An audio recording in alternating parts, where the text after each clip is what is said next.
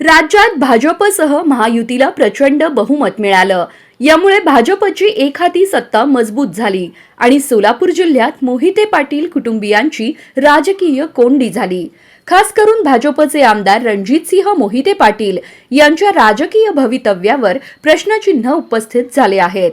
पक्षशिस्त भंगाचे आरोप असताना भाजपने त्यांना कारणे दाखवा नोटीस बजावली होती. परंतु त्याच वेळी पक्षाने त्यांना सदस्य नोंदणी अभियानात उत्कृष्ट योगदान दिल्याबद्दल अभिनंदन पत्र पाठवलं. लोकसभा निवडणुकीत माढा मतदारसंघात मोहिते पाटील कुटुंबियांनी शरद पवार यांच्यासोबत जाऊन राष्ट्रवादी काँग्रेसला विजय मिळवून दिला. यामुळे भाजपला मोठा धक्का बसला होता. त्यानंतर विधानसभा निवडणुकीतही मोहिते पाटील कुटुंबियांनी भाजपसह महायुतीला आव्हान दिले आणि पक्षाच्या स्थानिक जडणघडणीला चांगलाच झटका दिला.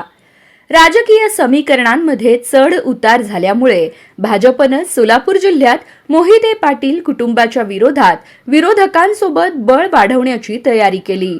सोलापूरचे पालकमंत्री जयकुमार गोरे यांच्या नेतृत्वात राम सातपुते आणि रणजितसिंह नाईक निंबाळकर यांना विरोधकांचं समर्थन मिळत आहे.